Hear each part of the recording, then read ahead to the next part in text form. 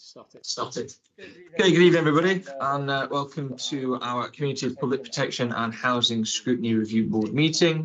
It's the 17th of November at just gone 6 p.m.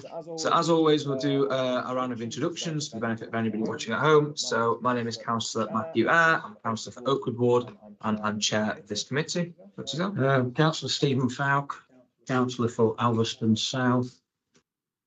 So, hello, I'm Councillor Martin Rawson for Chaddeston West. Councillor for Fresno West for Newton Ward. Councillor Kieran Call for Normanton. Councillor Ed Waste. And Craig Denmark, interim head of West. And Craig Stanley, Democratic Services Manager. Thank you, everybody. So, first item on the agenda is apologies. We've got apologies from Councillor Celia Ingle and from Councillor Jangir Khan. And we've got Councillor Pandy on his way, stuck in some traffic on the way back from Long Eaton. Late items to be introduced by the chair for this meeting. There are no late items for this meeting. Item 3, declarations of interest. Any declarations of interest from anybody? No, fantastic. Item 4, minutes of the meeting held on the 22nd of September 2025. We all happy there, a true record of the meeting we had? Fantastic. So we're going to, for the benefit of the officers we've got with us, we're going to flip the order of the next item. So we'll go straight on to our waste service update, so mist bins and preparation for food waste collection services. So this has come about because the September full council meeting that we had, in response to a question on mist bins, the cabinet member, the Street Pride Pots and Leisure made a commitment to table an item for our committee around mist bins. Conscious of the time frame for introducing food waste collections, we've also requested this topic be included as part of the update. Of course, they then form part of the councillors' update that we had last week. We're going a little bit over ground, but I know, Councillor Falk, you mentioned that you had a question that you didn't ask then that you can ask now. So if anybody else is in that position, hopefully that will be a benefit for us. So I welcome Craig Denmark and Phil Hadfield, who are our heads of waste, who are going to present the report this evening, and ask all councillors that for anything relating more to casework than overall policy, we can just allow officers to take that away rather than deal with it here. But of course, if we've got ward specific examples of points we want to raise, it's always appropriate and the right place to make those. So, gents, I'll hand over to yourselves. Right. Do you want to do food waste first, or do you want me to do my bit? Go for bins. Right. So I'm going to deal with the mist bins and blocked access, which was brought up. I joined the service in August, just as we'd had all the issues in the end of July and the beginning of August. Just to give you the numbers of mist bins for that period. July at the end was 46,711, which is a massive, yes, I know, a massive number. That was due to a number of issues relating to staffing was our biggest issue at the time, which meant we weren't able to put any of the brown rounds out on at least 3 days. So obviously a good majority of that we missed. My remit was to change that as I came in. So what we've done as a team is we've made some massive changes, and I mean massive changes. So we had an age, so we had 20 people on the sick for full-time staff. We had 17 agency go sick on the same period that week. We only had one agency, so straight away the people who were supposed to be covering our sickness weren't there available. So what we've done now is we have brought on 2 more agencies. We have created an A and B team. So the A team is everybody who turns up on a regular basis gets work, and they're brought in, and they're now put onto the round to cover any of the spare requirements we need. And we've introduced monthly meetings with the agencies. They have to produce a report to us on why people who are sick, but we also had a lot of no-shows. People just didn't turn up and they just thought we're all right to come back the next day. So, and then the agency at the time wasn't dealing with it. So that particular agency was given 2 months to get everything right. and they have done, and we, including the other two agencies, we haven't had a fault now in 2 months. Everything is running well. With our sickness, now it was the summertime, so sickness always rises up there. We have now reduced that down to 5. So we reduced our sickness by 75%. That takes on board that we have started managing our staff on a more stringent basis. We have 11 or 12 cases who've gone through to ACH, which is capability hearings, which we hadn't been happening before because time, and then what we've done is created the time. So that dealt with that side of it. So that we've now crewed the vehicles up. So blocked access was creating a lot of issues, and it was a thing that I brought up with neighbourhoods. I brought up with traffic, and we had a meeting about that. But what I also found out when I spoke to the team is that we were sending some of our wider vehicles in areas we should have been sending narrower vehicles in. So that's now been corrected. We have some small 18 tonners, which now cover the even narrower areas, because some areas we can't even get some of our normal wagons down.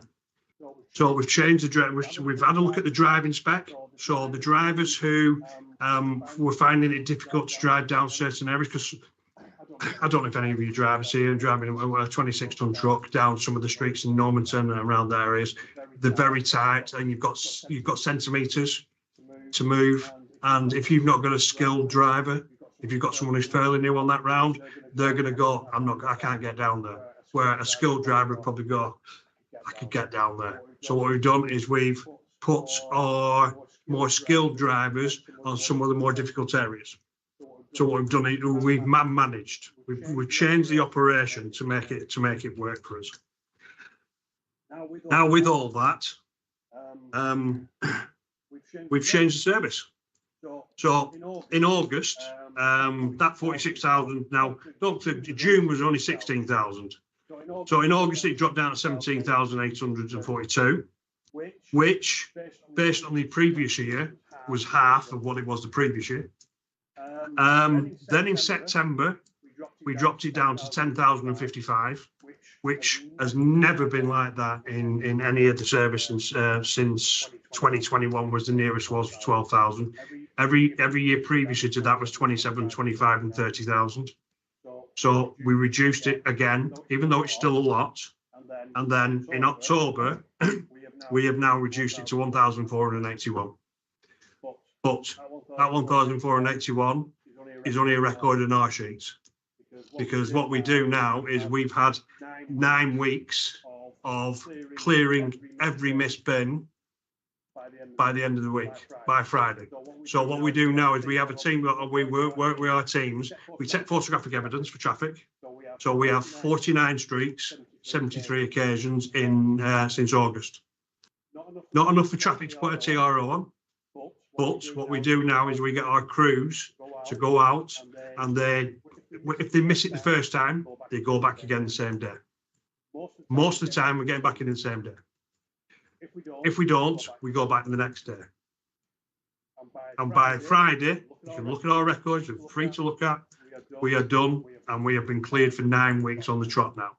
So we have changed the service round from being where it was in July, August, when this came in September, the meeting for this, and we've massively changed it around, and we've gone the other. I mean, I've set myself a record now for Phil to beat, me and Phil to work on, and that number there is probably the lowest we're going to get it, because that's based on we can't get in the street, so it's going to be missed, and it has to be recorded as missed on the day.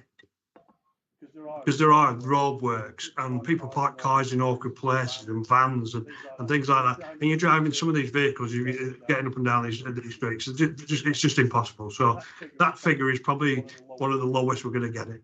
But that is a massive improvement on where we were in August. So, and that's really it for me. We've broken records. We've improved things massively.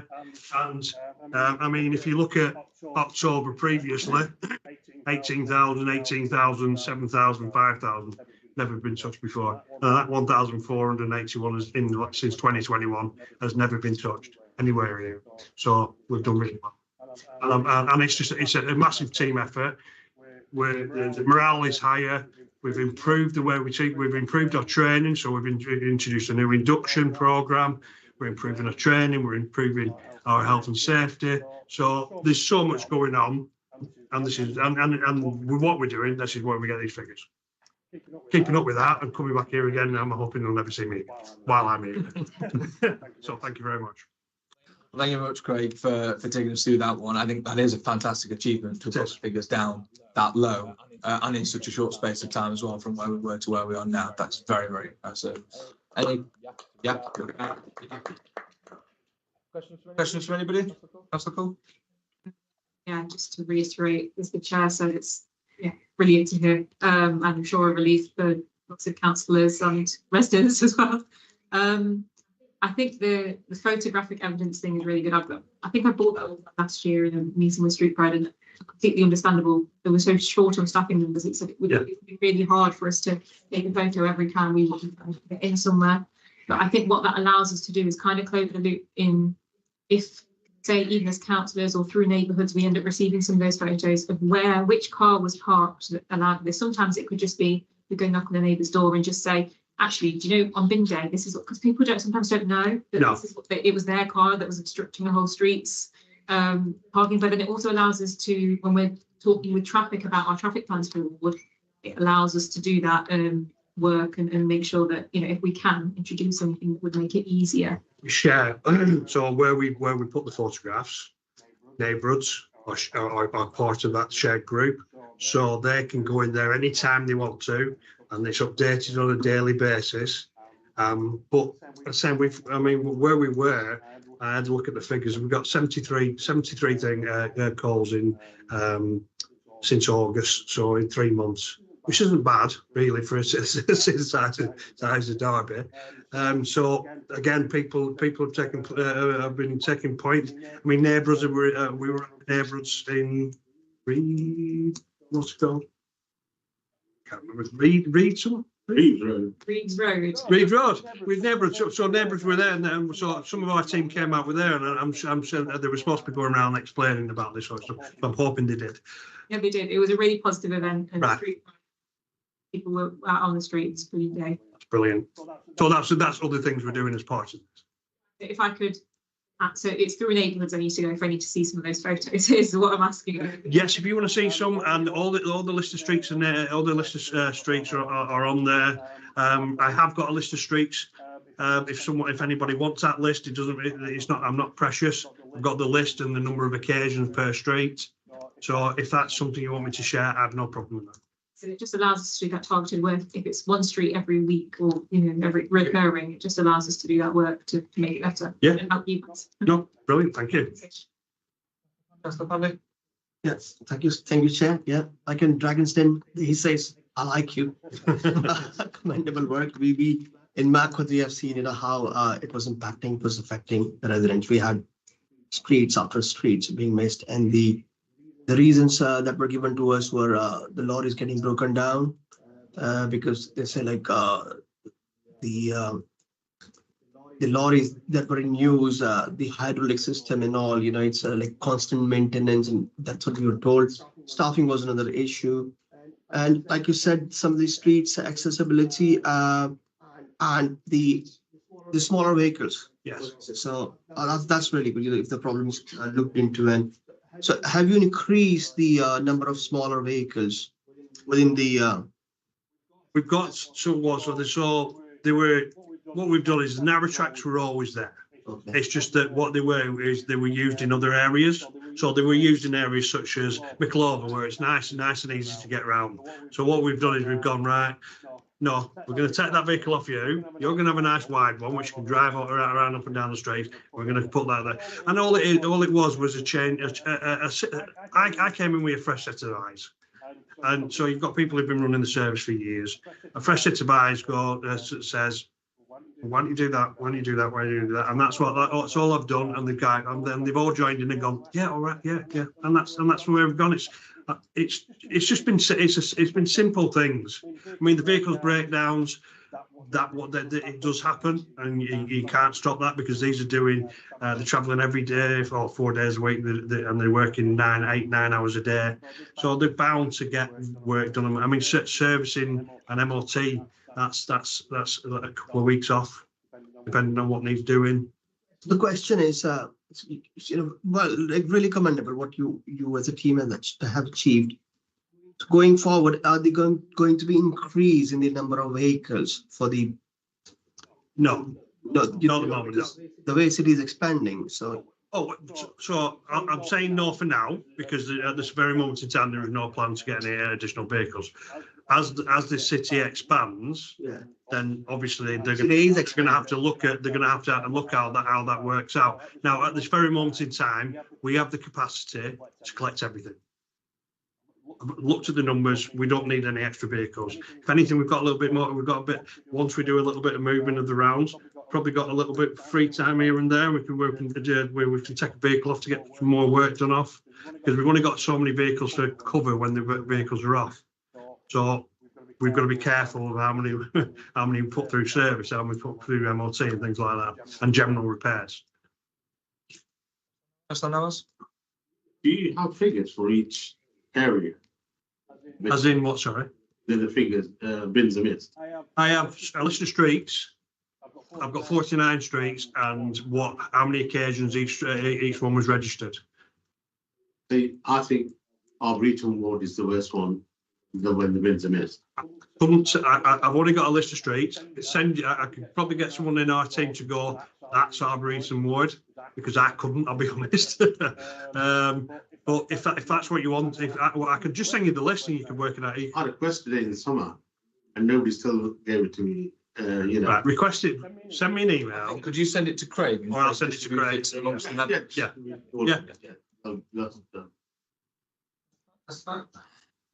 Thank you very much for that. That's very reassuring. But it sounds like somebody's now running it that's actually got a transport background.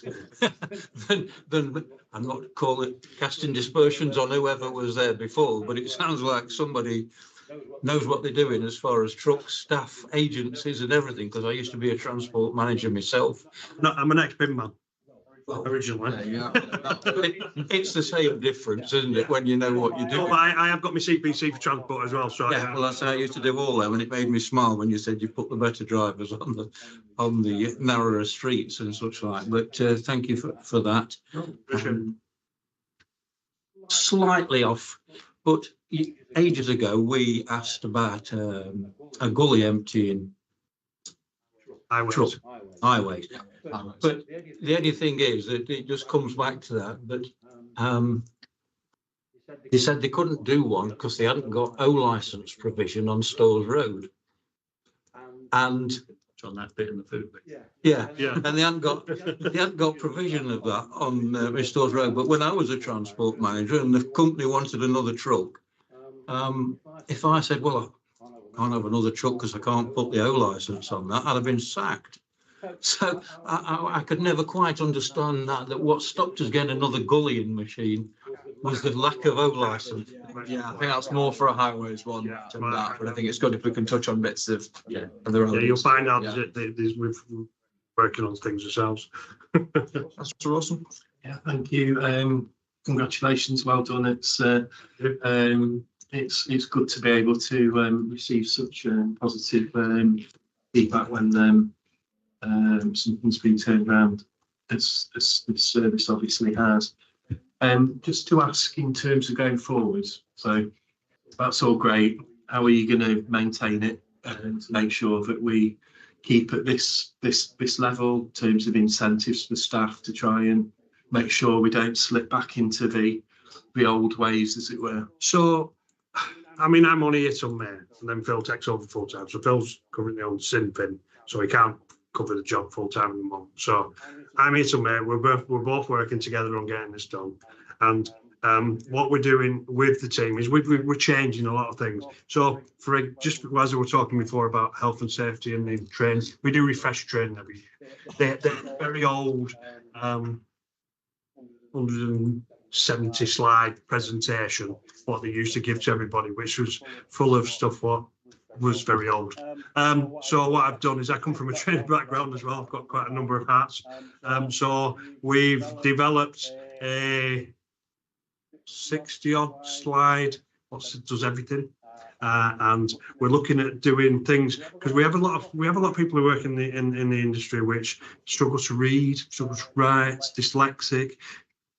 English isn't the first language, so we're looking at different things because I'm not sure if you're aware that but this industry, what we're working, is one of the most health and safety based industries in the country for this type of for operational work. Outdoes warehousing, it outdoes anything like that. It's on the same level as building when it comes to health and safety, and we're the second worst in the country as an industry for having accidents and injuries. So we've got to make sure our teams are trained. Now, what we found is that it's very wordy. So what we're trying to do is we're trying to get people involved. So we've just come up with a plan to make some videos on all the stuff we do, including all the risk assessment, all the SOPs, and people can watch a video instead of reading it. So that's the new things we're bringing in. We've introduced the new induction plan. We're listening to people on PPE. So we've got some new pants now, which they all like. We've obviously got to get rid of the old stock first, which they're not really happy about, but we've got some new pants. And when it comes to dealing with having people working, the agency was one of the biggest issues, is because they kept getting swapped over on a daily basis. So having different people on made the morale low. Since we've introduced a new agency system in place where there's an A team and they go, right, Mark's going to be on here every day now for the next 2 months while he's booked in. That has increased morale massively because they know the same person. They know that Mark works really well. They know he's not going to go sick. So that's helped. Incentive wise, we struggle with a little bit with incentives because we're not really allowed to do anything. We're not allowed to give these gratuities. But what we're doing was we're starting to put, so all these figures I've just come out with, we have screens up where they know what they're doing on a daily basis. So that's in the morning. So when they come in the afternoon, we've got on that screen, we're going to start putting out all these figures on, saying really well done, lads and lasses, for thank you. Girls and boys, sorry, lads and lasses, I'm a Lancashire man. Which says thank you for what you've done, these are the figures, this is what you're doing, great job, well done, and just things like that. And it's the simple things. I mean, getting a couple of tubs of chocolate and leaving them on the shelf on there. I mean, I brought in a few tubs when we started doing hitting things. I mean, it's a couple of good tubs. I mean, I'm not expecting anybody to pay for them. It's a couple of quid for me, it's not bothered. Put them on there, they take a chocolate each, and you'll be surprised what chocolate does. And that's the type of things we do. And when it comes to summertime and stuff like that, we give them water. But keeping them figures, it's just about man management. Keep the morale up. Make sure that the tail's not wagging the dog when it comes to sickness, which was previously, because there were no consequence as such. We've got people who've been here years, and I'm not naming names, so I can literally come out with this. We've got people who've been here for 9 years who have had 2 years on the sick across that 9-year period. Now it is spread, but when I look at sickness, I look for trends, and I found trends where people are for every 4 days, because it's a 4-day week, 4 days a week, 4 days every time they go off, or they're off every Thursday, Friday. But we've got people who said 2 years off. So you've only, but you've not really done that because you take off the holidays, and it's a bit longer because you only work 46 weeks out of a year because you have 6 weeks off. But these are the things we're trying to get to know. And when people who come to work and don't take much sick off start seeing the people who do take sick off being managed in the correct way, morale goes up. So all these little things, what we're doing is changing the way people are thinking about the job. I feel like Tony Bloom, and that's what we're doing. Councillor Pandy, you want to come in as well, but just to sort of build on what Councillor Rawson asked there. 37 people off across our staff and agency at the same time. I don't think it's sort of conspiracy theory minded to say something felt wrong about the idea that was going off beforehand. Well, the sickness, so the industry itself doesn't if you allow it, they'll do it. Is and quite a number of it, the industry, and I've worked up and down the country, so it's not just here, but summertime, Easter, people take, because everybody wants Easter off, everybody wants summer off, especially if they've got children. All of a sudden they're sick, so sickness does increase. Sickness was massive here, but 20 to me was a high number, massive number. You'd usually see 10s and 12s. So, and then the agency itself had been here for 20 years. In different versions. So what they've done is they've become complacent. Yeah. So they were like, oh, we'll just swap them over. But they got to the stage that in that period that week where they had no one to swap over, and we've got to the stage that we're still on one agency and we're letting them do this. So it was put down. Well, you're not going to be doing this. This is what we want. We're bringing 2 more agencies in. This is the way we're going. We want an A team and a B team. So the B team, just so you're aware, is it's people who have had time off, gone sick, gone there. So we're giving them another chance when they come in again. That's the B team. So if one of the A team go on holiday, they get a chance to come in and cover them on holiday. But then when they're back, they come back into the B team. And it's worked absolutely brilliantly for us. Sounds like you may have answered what my question was going to be there, which is around that sort of, say, 37 people off at one time seems a very suspiciously high number. We've managed to get that down. We are working fantastically in terms of also getting the missed bin collections down. We've done that in a period of quite mild weather and quite nice weather. Yes. We're going into what looks like quite a harsh winter over the next few weeks. I'm somebody that I work in an office, then I come here and sit in a committee room. The refuse teams work incredibly hard out there in what was going to be minus temperatures day in and day out. That is perfect combination of things to become unwell when you're out there in minus. No, I would have thought it would have been. No, you see, you've got there's a set breed. Go on. Ex-squaddies, ex-construction, all people who used to work, farmers, all people who used to working outside, roofers, anybody who can't get a job during the winter. So in the agency staff, all the people who roofers and stuff who can't get a job during the winter time and then come and start work. All them people come and work for us because they don't like being sat in an office. They don't like working in Thornton's and warehouses and Amazon or wherever, because it's not their cup of tea. They want to get done. They want to do a 4-day week. That's another thing. 3 days off. I mean, it's and you've got that camaraderie as working with, and because you're sets of 3. So once you've got that group of people in that team is I'm spending more time with that team than I am with my wife or my husband or whatever, and they are really, and that's where you get it. So I don't know about anybody else. I would have thought walking around in minus temperatures would have been a great way to become unwell, but no, it sounds like if not. But it sounds like with having that B team, we are now prepared for that illness and sickness amongst the A team and amongst our staff as and when it happens. Yeah, the service, what we want, you come immune to colds. Yeah, and it's no fact. If you're out there all the time, you very rarely get cold. It's more in summertime when it's hot and we don't get that much of that. So that's when people take it. I need to spend more time walking out in the cold then. Pandy, you had a question as well. Thank you, Chair. I got 2 questions on this one. So, you mentioned about the blocked streets. I say idiot drivers, Is there anything that can be done to go ahead with the enforcement? Because I think we have to rely on the police for any sort of enforcement, isn't it? So in my experience, we worked with traffic before in highways and put TROs.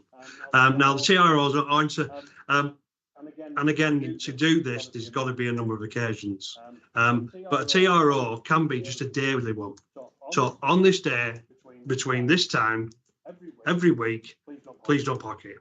And it will need enforcing, because once you put that sign up, there'll still be people parked there, and you've got to have an enforcement process in place that deals with that across these areas, because it's going to take time.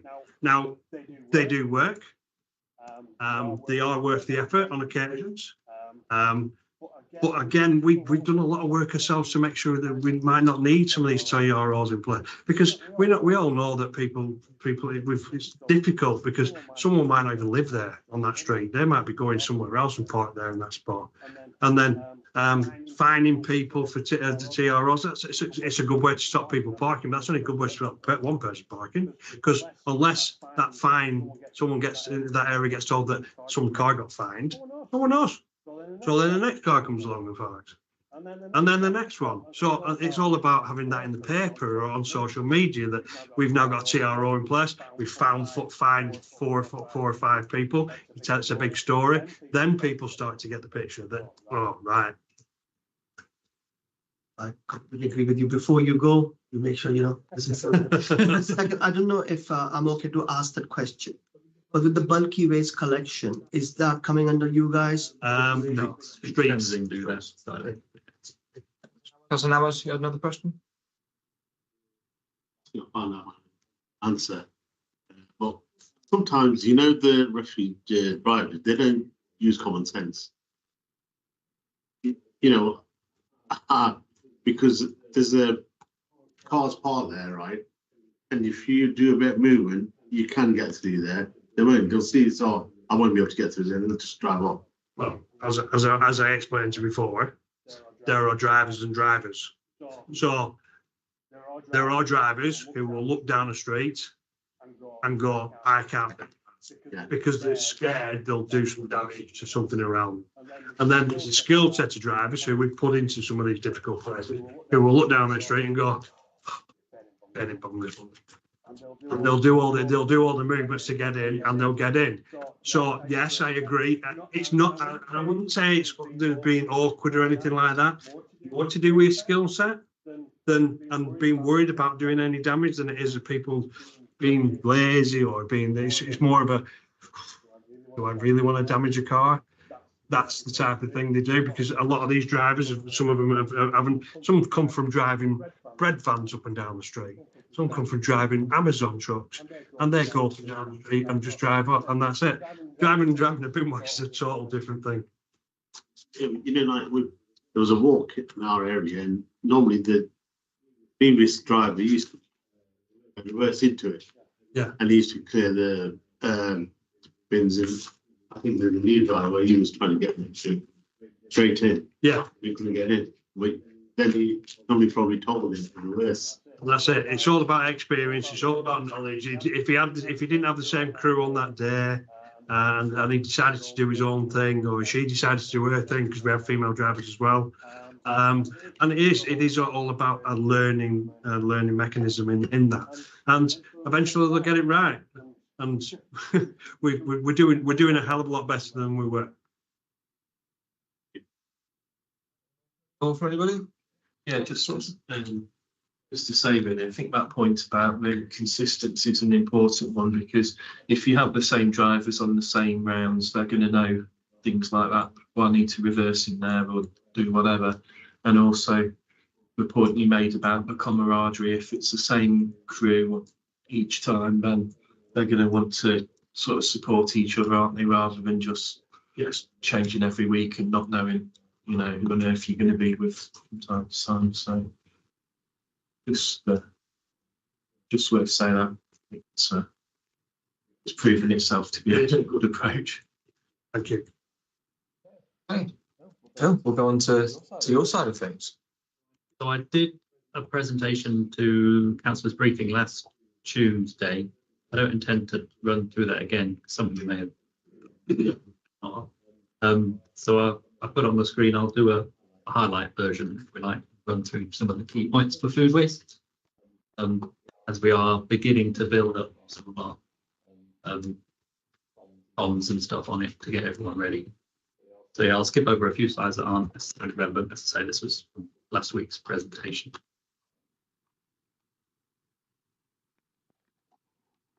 So the reason we are talking about food waste, the resources and waste strategy from 2018 came into force through the Environment Act in 2021. In that, there's various elements that will lead to changes to the waste industry. Extended producer responsibility, which is effectively getting more money from producers of waste. Anyone who's producing packaging has to pay to produce that waste. That money then gets put into a pot and administration, and that is then dished out to councils. So this year we've received 5.7 million through the EPR scheme. The general aim of that is obviously to less packaging will be produced in the first place, but also people that are disposing of it, as in us, we're collecting it.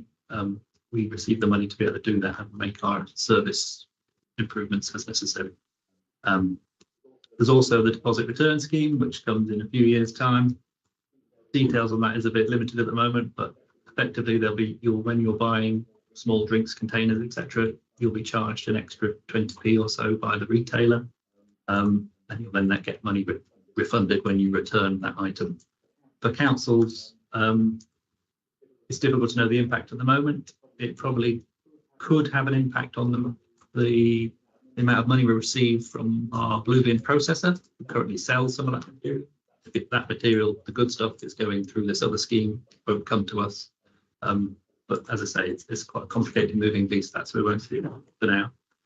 The main thing for councils is the consistent collection. So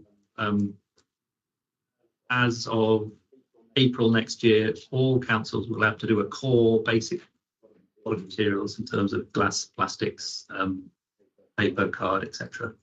For Derby, that doesn't mean any changes to what goes in our blue bin until 2027, when that requirement includes films and plastic bags. So we'll have to start accepting that in our blue bins at that point. Big thing though is food waste, affecting 25 million households in England. We will have a weekly collection of food waste from the 31st of March 2026. You'll see the main purpose is reduce food waste going to landfill or disposal. Various savings outlined in the government's targets, etc. A quick overview of what it sort of means for us. We did a waste composition study back in 2022, which showed that a third of our black bin waste is made up of food waste. So there's lots of food out there. We just need to try and capture it if we can.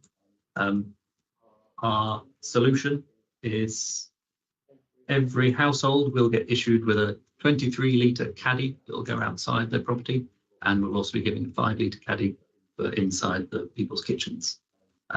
We're purchasing 14 new food waste collection vehicles, more drivers, more collectors, more team leaders to manage the drivers and collectors, the new service manager to manage the team leaders. It all knocks on quite a lot. So it's a whole new service effectively, which is what we're managing now. We touched on the O license briefly earlier. For the 14 new vehicles, we didn't have space in the O license to be able to put them within depot, and we didn't have a physical space to put them within the depot. So the Highways Hub project is being developed, approved, planning applications it's going through now. So there will be highways vehicles moving to that vehicle, which will then free up space within our depot itself. That's a separate project, but still, it was all launched because of this first. We've also got to get new contracts sorted. We're out now currently for our disposal contract for food waste. The brown bin material that we get now, which is garden and food, is treated through a process called in-vessel composting. Once the food waste is out of that, the garden waste that's left can be treated simply in what's called open windrow, effectively just big piles of compost, as you would in your own garden. The food waste element will need to be treated in what's a process called anaerobic digestion, where they capture some of the gas, methane that gets produced from the breakdown of that material. They can then put that into the gas grid or produce electricity themselves. So we're in the process of doing a contract for those two elements. We'll also be introducing from next April the residual bin. The standard size for a residual bin on replacement will be a slightly smaller bin. So at the moment you get a 240-litre bin outside properties. We'll then be replacing that with a 180-litre bin if we ever need to replace them. Just a little bit on funding. We've received a fair bit of funding from DEFRA in terms of the capital costs. So £2.1 million we've received to spend on caddies and vehicles, and we've received just over £500,000 transitional revenue funding for last year and this year to cover sort of the project management, procurement costs, container deliveries, and all the comms. There is a shortfall though in terms of we've had to fund some of that gap internally. And moving forwards, it was initially suggested from 26-27 that the government fund this through the MHCLG settlement. But information now is suggesting that we're not going to receive any further funding for food waste and we'll have to be managing it ourselves. So we've had to put a £2 million pressure on the MTFP. Just a quick bit on, I'm sure you can really see that, project milestones, things that we're still working on. We are expecting our vehicles to be delivered sort of the end of December into January. Because we've got to recruit 30 odd members of staff, that's quite a challenge, especially in terms of collectors. We're taking quite a lot of our agency staff on that we're obviously employing. So we've got to work with the agencies to make sure they can still cover all the roles that we're using at the moment. So there's a bit of wiggle room to make sure we're not stealing from ourselves to then kick ourselves. So we're still working on that. And we are obviously in the middle of drafting sort of the new rounds to make sure we've got vehicles, routing all sorted so they know what they're doing on day one, along with lots of training in terms of those staff and the health and safety requirements, because it's a slightly different collection technique. Because it's not just bins, they're the tiny little caddies, they'll be then tipping them into a slave bin that they carry around. So it's a slightly different process to what we normally work with. So as I said there, yeah, recruitment is a big issue, recruiting 24 permanent staff, and also more agency staff as well.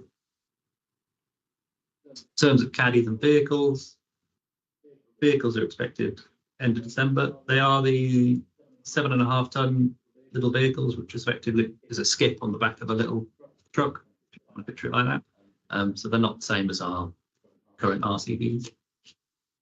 Caddies are being delivered currently to a storage facility that we've got. So we're slowly building up our stock of that. We will then start distributing them to residents come beginning of beginning of January, which will then take us through to a launch date on the 31st of March. We're still finalising the distribution schedule of that, but we will make sure comms and you guys are all informed of where we're getting caddies and what residents can expect. And yes, we're still working on rounds, as I say. In terms of communications, the press release went out last week. We've got a teaser on the Christmas tag. We've updated our website completely, so it's a sort of a one-stop shop for all the information on food waste that you can have right now. We'll also be doing quite a lot of social media. There's a leaflet that will go in the caddy, so when people receive their caddy, it's got a full leaflet to tell everyone to do across all of the waste streams, not just food waste, but a complete sort of communication pack of what to do with your waste. And we'll be advertising across all sorts of places as much as we can get anywhere.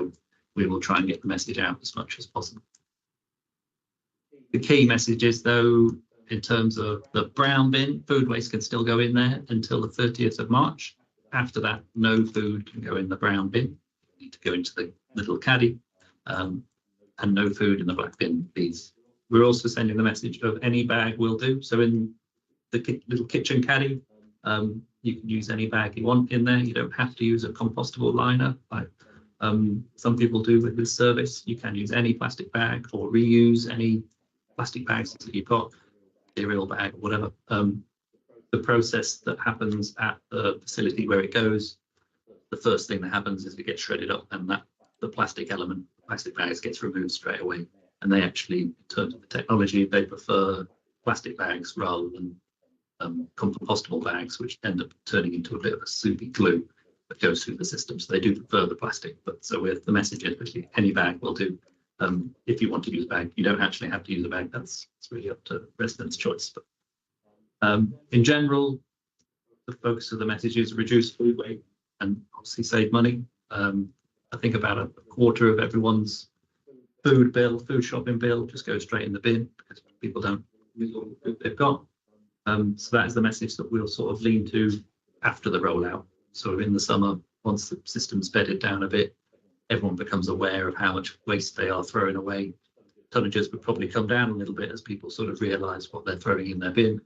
And then we can sort of lean on the love food, hate waste message, which is all about learning to cook with leftovers and that sort of stuff. Make sure you do smart shopping. But obviously, as it says at the bottom there, participation is key to making food waste a success and to drive savings. The final message in terms of food waste, because we don't run the service at the moment, brand new service, when we first start the round 31st of March, there'll be quite a lot of adjustments from our side, which hopefully residents don't really feel, but we will be adjusting the rounds quite quickly just because it'll need to be based on where the tonnage is actually coming from. At the moment, we'll have to treat everyone as a blanket slate. We don't really know who's going to use it as much as possible. We'll have to adjust it as we go along. So there will be a period where we're constantly adjusting rounds and we'll try and minimise that impact on residents. We'll also be looking at flats and HMOs. We're not rolling out initially in terms of flats. We're going to do that as the second phase from April onwards, mainly because they need bespoke arrangements at each site. There isn't really space for more bins or more caddies necessarily. So it'll be quite labour intensive in terms of our resources, in terms of staff on site, making sure they get the right option for which block of flats and what solution they get. Because it won't be a block of flats of 100 people will have tiny little caddies outside. It will never work. They would get a wheelie bin of some sort to share amongst them, but how that works depends on what works on site. And contamination from flats is likely to be higher, so we need to manage that messaging to them a bit clearer. And yeah, we will do a project review. I started on this project probably in 2022 when food waste seemed to start being talked about after several delays from the government. I think we're in a good place now compared to a lot of other councils who are in some places still placing orders for caddies. But the fact that the whole of the country is doing it, there isn't really much capacity elsewhere for the industry to put those gaps. We placed our order a year ago. We're getting our deliveries now. So we're in a good place. We're quite set. Once those vehicles start arriving in a month's time, we'll be a little bit more sure as well. But yeah, I think we're in a good place. But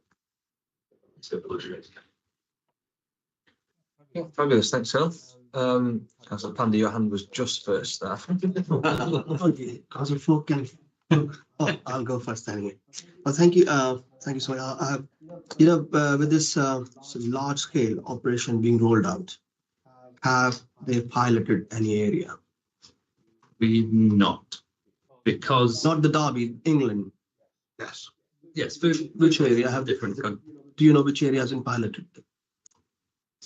varies. Yes. No. So I used to be manager of Blackburn, so they have done it, and we recently just asked them for the data, and they've sent it over, and we'll be getting more data off from it. But Wales have been doing it for 10 years. Nottingham. So it's a similar process. Just to ask, is it what Wales been doing? Is the process being rolled out? Is it same like Wales? So as we're the rest of England's is 10 years behind Wales. Wales have been doing this for 10 years, and they started doing what we're doing now.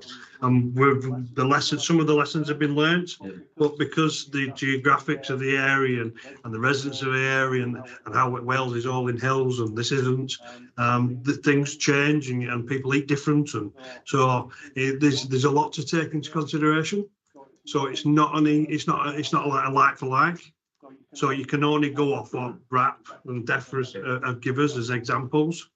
I was just going, in terms of Wales, they have a 98% participation rate in their food waste across sort of an average across all their districts and boroughs, which is insane in a way, because they're so good. But they are generally sort of about the second best recycling country will, because of the process that they've got. They did what we did ages ago. They've got what's called a blueprint, which all of their councils have to follow. This is England's watered down version, is what we put now slightly. There's a few councils within England have already launched food waste, like Blackburn and others. Yeah, we can learn from the industry as much as we can, but where the waste comes from really, we don't know how much people are going to do until we start collecting it and start promoting it. We're keen to promote it as much as possible. Any provisions being thought for HMOs, multiple occupancy houses? That's why I say that's going to be part of phase 2, just because it will be customized depending on what they can fit on site. That's the back. I asked Craig this at the start, but he said, wait till Phil comes. So what's this presentation you did the other night? And just the answer, the question I came up with, when you get to March the 31st and you've bought all your trucks and you've got all the caddies and you've got all the staff, at March the 31st, how much in debt will you be? And where does the government's pushing this? So are the government supporting you fully, or no? So what I was saying to Craig, is it going to be passed on to the council tax? If your shortfall is substantial, will you be coming to the council to pay a certain percentage of council tax towards this?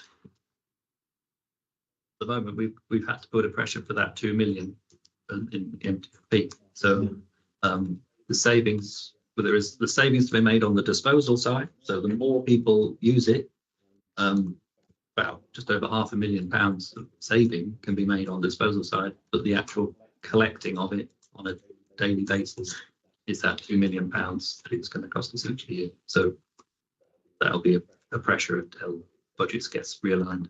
Yeah, well, I've got an idea for you, because the bags don't come with it. So why don't you come up with a scheme of making these biodegradable bags, and you can sell it to all the residents? Well, whichever bags that you want to go in these, and then you can sell them to the residents and cover the shortfall. Because otherwise, it is up to the residents to buy the bags to put in the things, isn't it? If they want to use bags. Yeah. Well, I'm going to say otherwise, you're just going to be tipping slop into a. Yeah. Anyone further? Councillor Cole? Thank you for the presentation the other day. So it's very interesting. I think comms will be so key to this, and I'd just like to know that we need to come at it from lots of different angles that maybe we haven't considered yet. Like for Normanton, there are a lot of new communities. Most people come to know Country 3 when they're first arriving in Derby. So people aren't looking to our council website or our social media, or that might not be their first. That's not our first port of engagement with them. Yep. It might be through community centres, through places of worship, through any places where you see people gathering. So I think it's really, really key that we hit those areas. And then I appreciate you might not have the answer for this right now, but it's not just the initial hit of comms, it's the ongoing, because in Normanton East, the turnover is so high. Every 6 months, we're not seeing the same person in the same house. People constantly moving around. So it's already quite a challenge with the bins we have now. Do we have any plans in place at the moment, or ideas of how we're going to keep the ongoing engagement going? I think, yes, we're aware that comms is key. I think it's part of why we've got to implementation, not effectively for the food waste, to do enough people on the streets talking to people. Long term, it will just become one of our regular messages that needs to get out there from in terms of Normanton. The usual sort of things. We've got Ruth and her team who will be going into community groups, etc., trying to get the message across as much as possible. I think there's always more we could do. It's difficult to know what would work best, but because it's rolling out across the country, there's various forums and stuff that we're all on now, trying to learn as much as possible from the people who've already done it, and take some of those ideas that we can bring to Derby. Any more for anybody at all? That's that. When you're talking about education of different sectors and different people and everything, might it be an idea to go into schools? We do go into schools. Yeah. Yes, I'm going to say there's nothing more than the kids saying you can't put that in that bin, you've got to put it in that bin. And do it where you can get parents to cyclists to get lectured from a child. Yeah. Yeah, that works in some places. I said the same thing before you said it. I'm not- Any more Got for the damn anybody? him shaking, we don't even know it.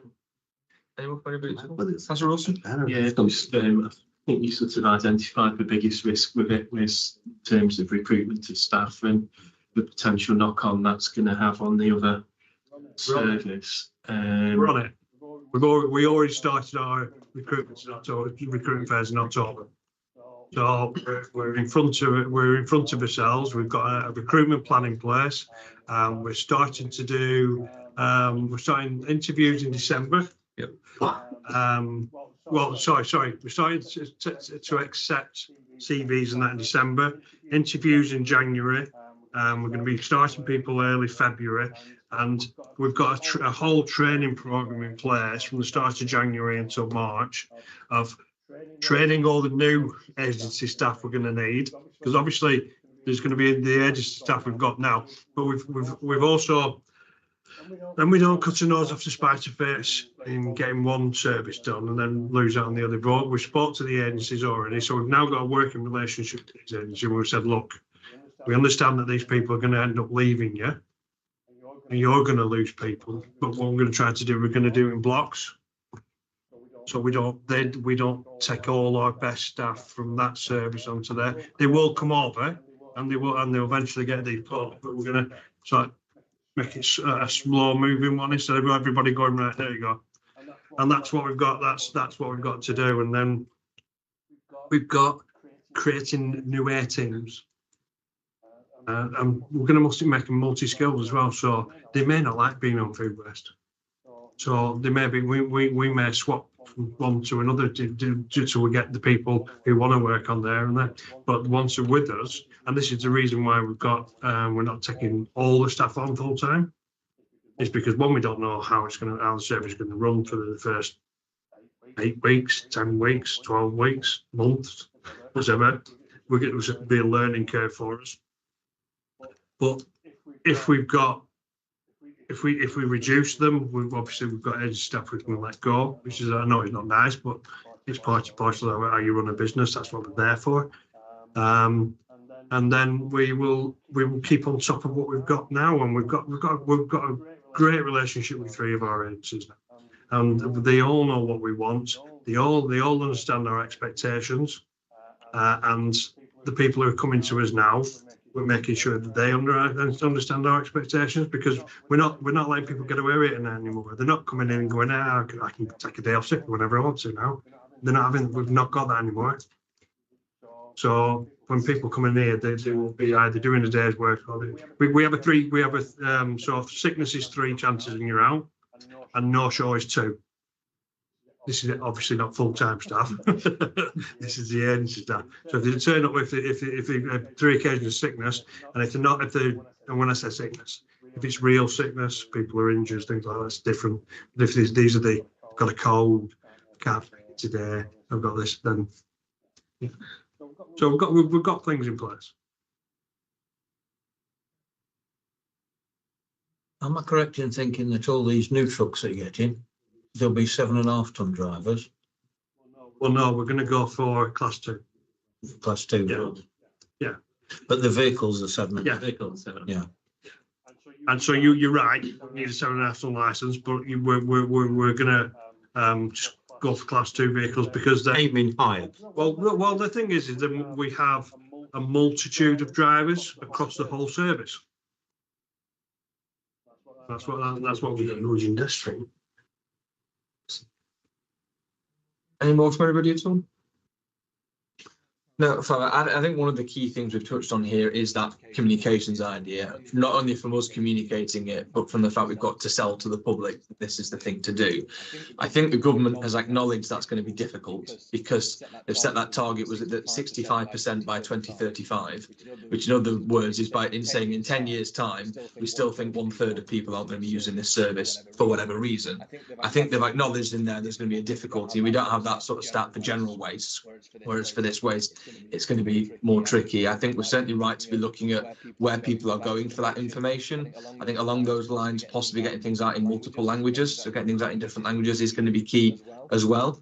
And I think we mentioned they're getting things out in the bin caddies. I think also looking at when the council tax documents go out, we often get other bits of things. I think it's the Police and Crime Commission we get some information for, having something in there as well, even if it's a repeat of something. I mean, I think all of us at one stage we're dealing with political leaflets. We all know most of those end up in the bin before they get read. Let's face it, that's the way it's always worked. I think the same will apply to things like this. I think getting that out more than once to households is probably going to be a key thing as well.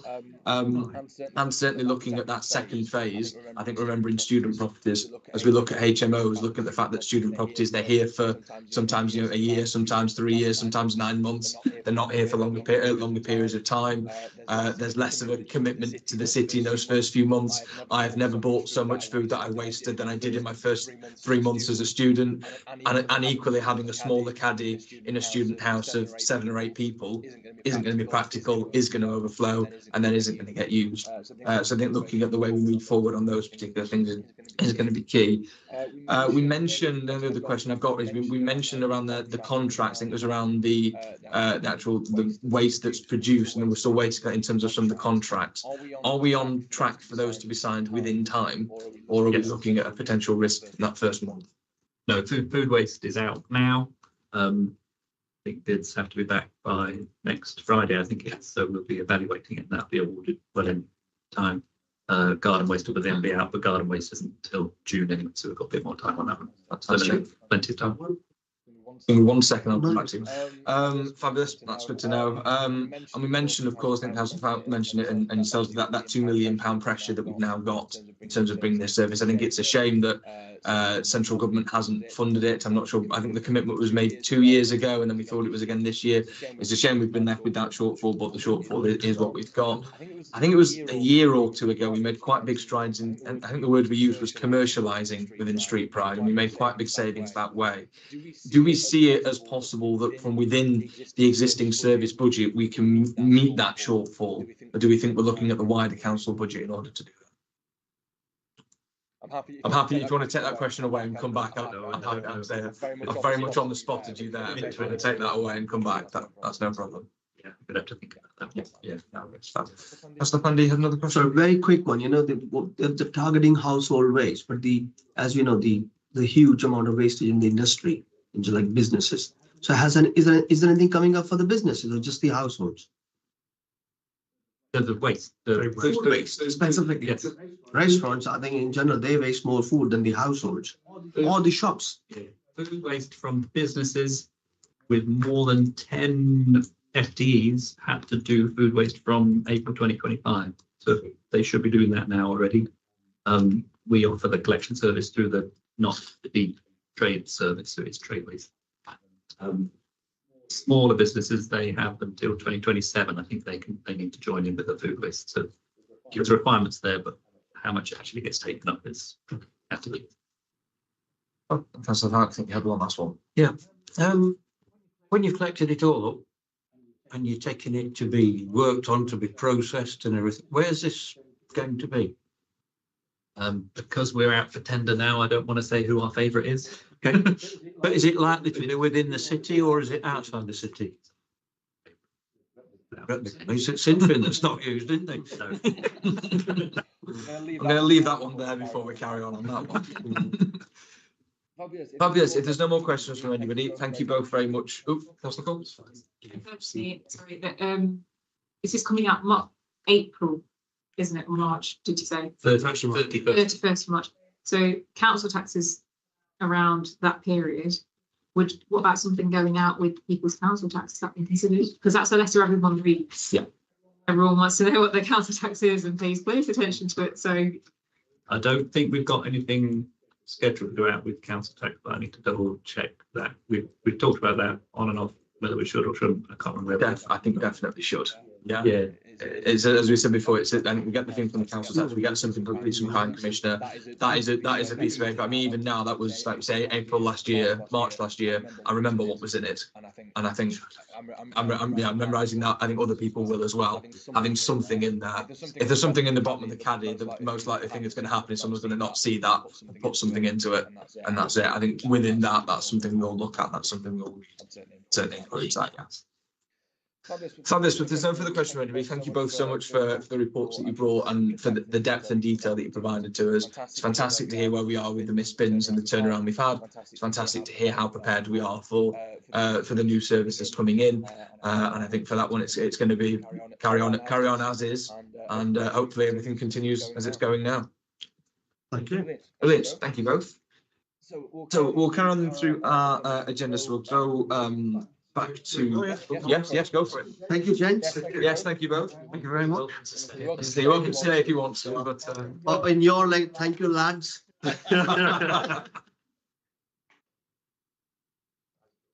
Hotel time now.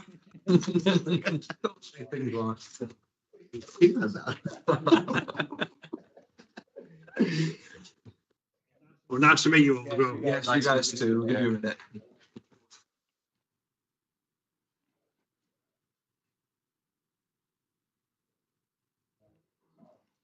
Thank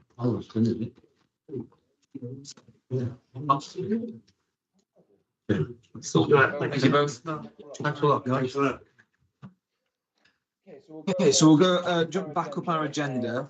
So 2 minute extracts for us to consider that have come from other meetings that have been held where our committee and our work programme has been referenced.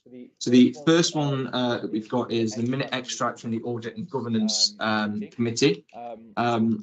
So I'll just read the extract that we've got. So the Audit and Governance Committee also noted there had been a limited assurance audit completed regarding parks and open spaces. The committee discussed this report, resolving to refer the matter to the relevant overview and scrutiny board, which is ourselves, and requesting an update of the Audit and Governance Committee shortly after the listed action dates. Their committee welcomed the limited assurance report was shared with the committee and asked that limited and no assurance reports be shared with the committee members as and when they're finalised. It was requested that the relevant service director attend their next meeting, whether a limited or no assurance report was finalised. So essentially, we've been asked by the Audit and Governance Committee to bring a report on parks and open spaces. Now that is something we've not looked at for quite a bit of time. It's an area that in the last 2 budgets has had its budget increased by £1 million each time. And it's an area where I know I as a ward councillor have raised concerns. I know a lot of ward councillors raised concerns, but more than anything, just wanting to know how money's been allocated, how money's been spent, and how decisions have been made for where it's been allocated and where it's not. I think that's a really good thing for us to bring to this committee. It's something we haven't brought up for a while, and I think the most logical meeting is probably to bring that to the January meeting. I think that gives parks enough time over the next few months to go over things, but it also gives us an opportunity to make any recommendations ahead of the budget and any recommendations ahead of finalisations for the forthcoming financial year. And if anybody has anything that they would want specifically to form part of a report that we got from parks, certainly be open to suggestions from anybody. Sorry, we already have an agenda for the 19th, so this would be additional. There would be an additional one to that one. Additional one, okay. Or we can move this to the next week. Yeah, we can look at it for a different meeting if we want to do that. Yeah, then well, because then we can focus on parks, and because we haven't got anything for March or April anyway. So would we want to push housing to the next one? I mean, it's within the choice of the committee. If we want to move things around or anything like that, I'm more than happy however we want to structure it. Craig, if you want to give any thoughts. I think housing is probably the one that is least time sensitive. So as you say, with parks and open spaces, since it's got this emphasis on the additional funding that's been given for the budget, probably doing it January just aligns it with the budget consultation. Similarly, the Christmas event ones being reflected just in the events. do the house. Yeah, I'm going to say that the housing one, I think came out of our meeting in June, but if we're happy to do that in March, April, I'd have no issue with that at all, if we're all happy with that. Yeah, yeah, so we'll do parks for January and along with Christmas, and then we've got the housing then coming in March, April. Yeah, more than happy with that. I think Craig, that suffices us considering that minute. Fabulous. Chair, was there a particular reason why audit and the council were looking at the parks, or was it their routine business, or was there a particular? My understanding is it's part of their routine business and came as part of a wider report. I don't know, Craig, if you're... That's right. So there's a reoccurring report that goes to the audit committee. It's called, I think it's the internal audit and quality assurance. As part of that, there's recommendations for the various services. Parks Open Spaces have a particular recommendation where there was limited assurance put against it. So the committee just highlighted that for the reasons the chair outlines. So I think overall committee felt that they didn't have the information that they wanted. They weren't really able to get it within audit and governance, but we can get it as communities. And so it's for us really to ask for that report. So what we'll do then, we'll ask along the lines of what they've asked. We can look at that expenditure over, say, the last 3 years. Certainly with the budget increase of what's been done, what hasn't been done, what's outstanding. I think the lighting is an issue, certainly at Oakwood Park and Sinfin Park and quite a few others as well. And since the solar lights were removed and other areas that we're looking at getting new lighting that now can't do. And I think really a touch onto section 106 as well. I think a lot of section 106 money has been spent on parks. I know in Chad Western there's been quite a bit spent there and other parks no doubt as well. So I think a sort of quite an overarching report would be quite good to allow us to have quite a bit to discuss. Fabulous. So we'll look at that then for our meeting in January. So we then move on to item 6, a second minute extracts. This came from the Executive Scrutiny Board, which is a meeting that I was at, as I'm on that committee. I know Councillor Wilson, you were as well. So again, reading this one out. So the board considered the contents of the forward plan published on the 9th of September 2025. So this is the regularly published forward plan. It was proposed that the Derby City Council Community Safety Team Delivery Plan be referred to the Community Public Protection and Housing Scrutiny Review Board, a possible inclusion in its work programme to ensure that the plan appropriately protected minority communities from hate crime, particularly in light of the Manchester murders within the Jewish community, and that it also addressed anti-Semitism.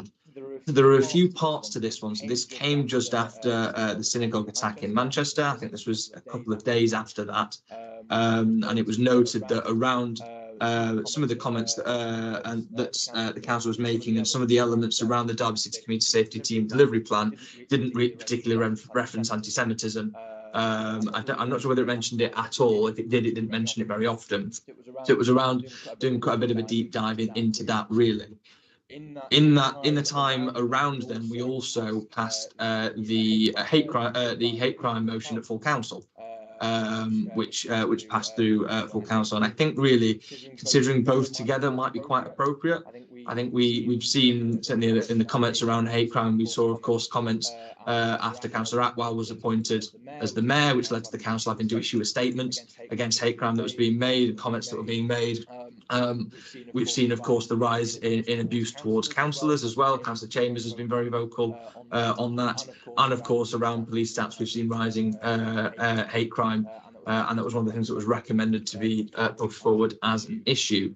I think considering those together, but making a point to consider anti-Semitism as part of that, so as a separate point, is probably the best way to go on that.